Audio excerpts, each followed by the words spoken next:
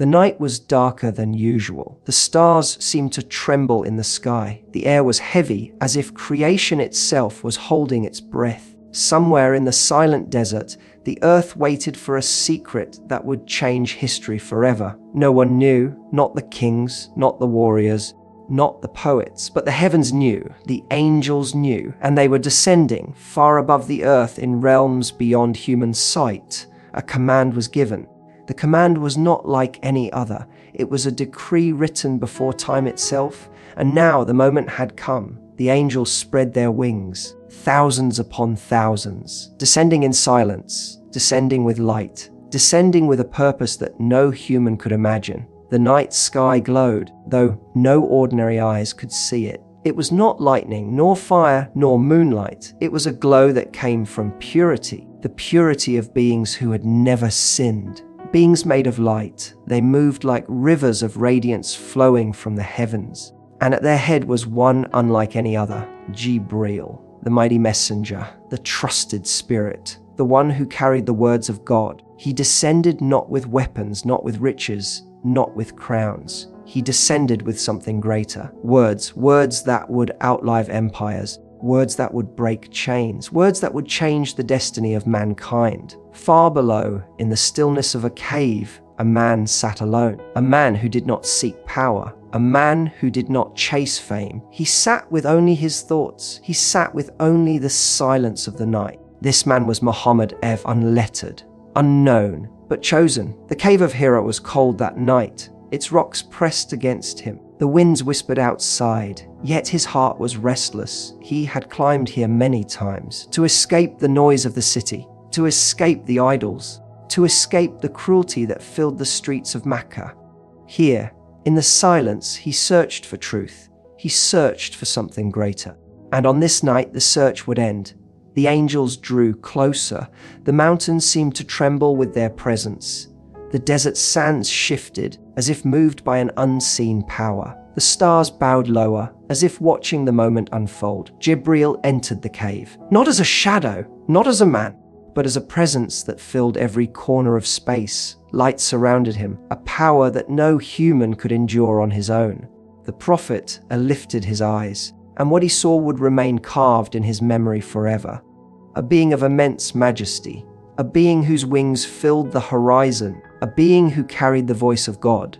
Jibreel's voice was not like human voices. It was thunder and mercy at the same time. It was power and gentleness woven together. And he spoke a single word, read. The prophet had trembled. He had never read. He was not a man of books or scrolls. His lips stammered, I cannot read. But the command came again, read. The sound shook the cave. It shook his soul. It shook the heavens and the earth. Once again he replied, I cannot read.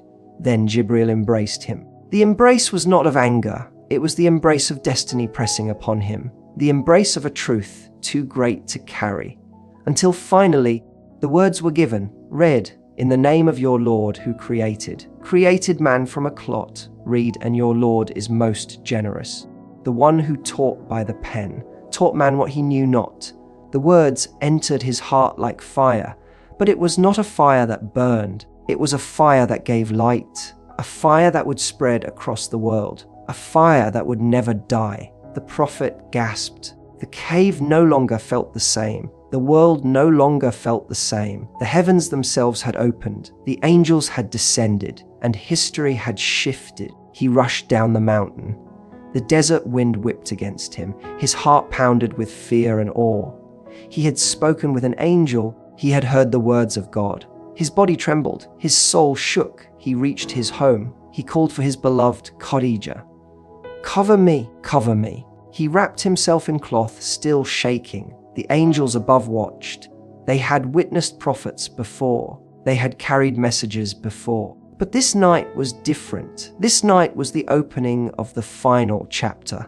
This night was the birth of a message that would never be erased. And as the Prophet shivered, Khadijah comforted him. Her voice was steady. Her heart was certain.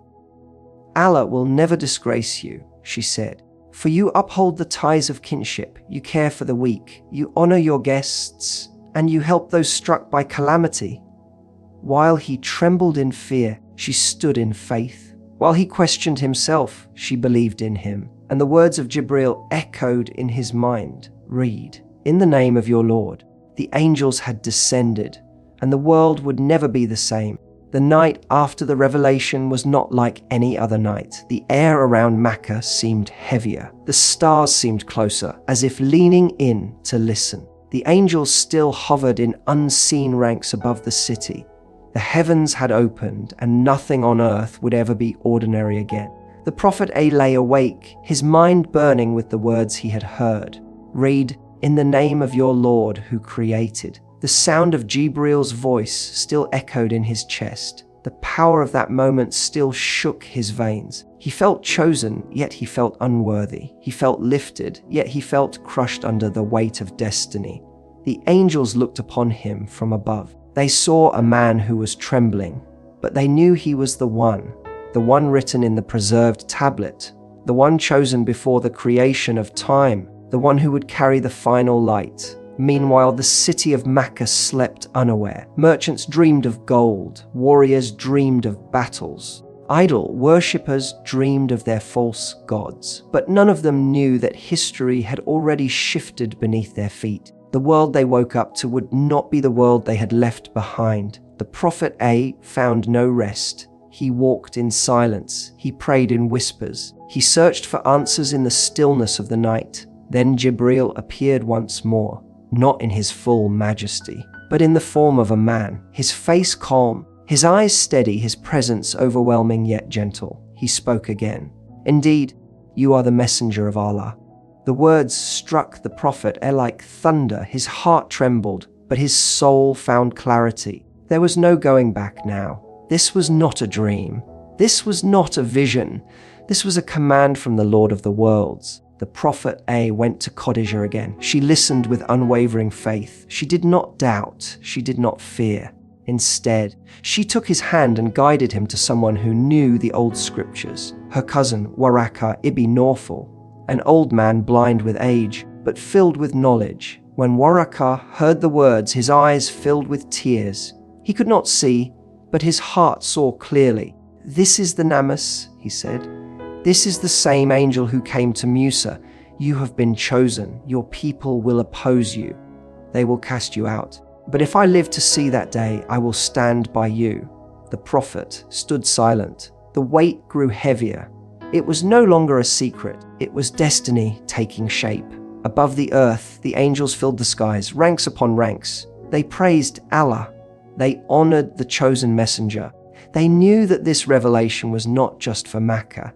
It was for the entire world. It was for every generation to come.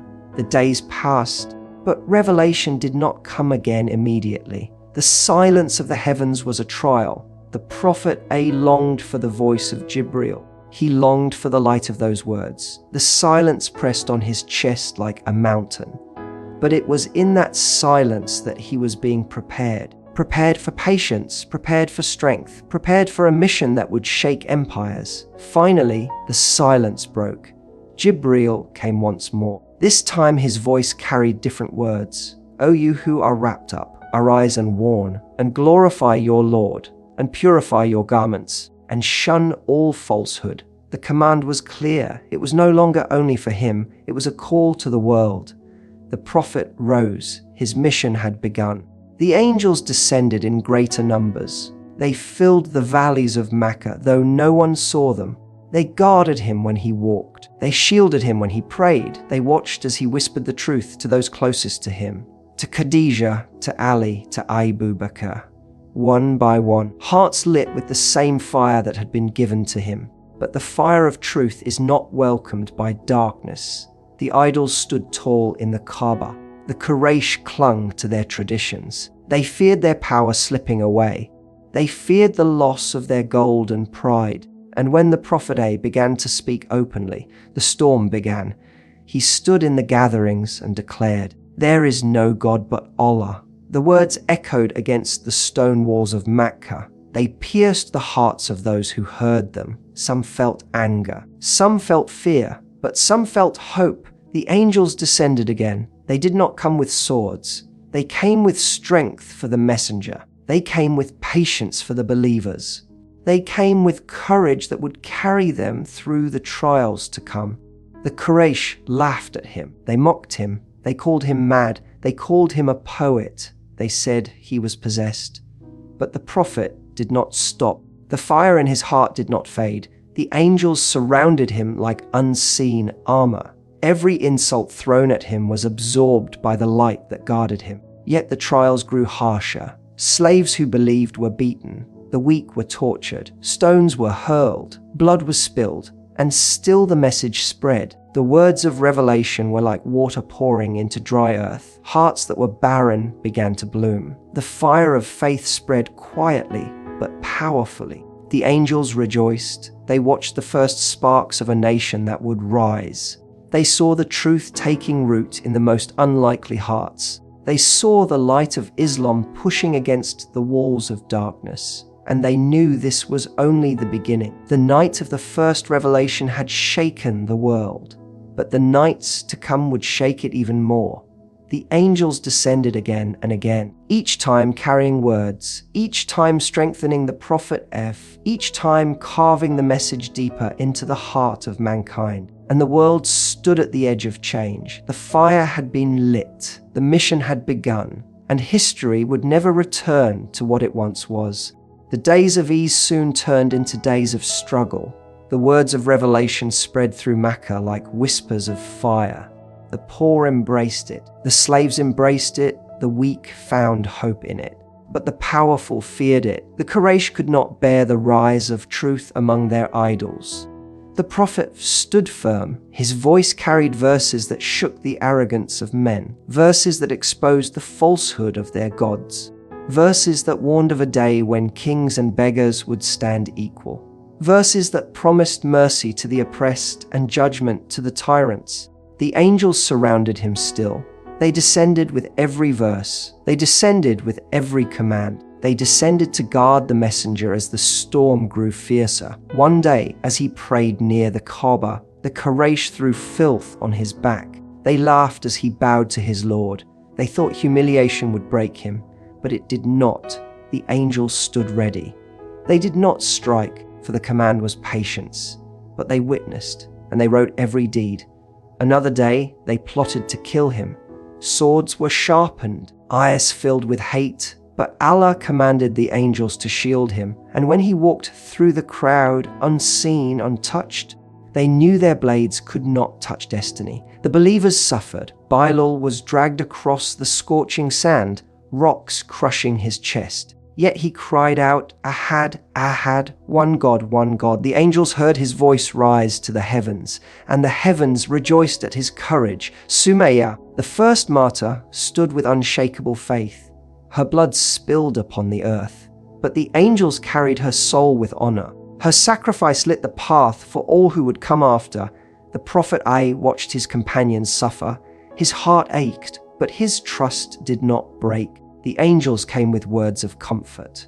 Indeed, with hardship comes ease.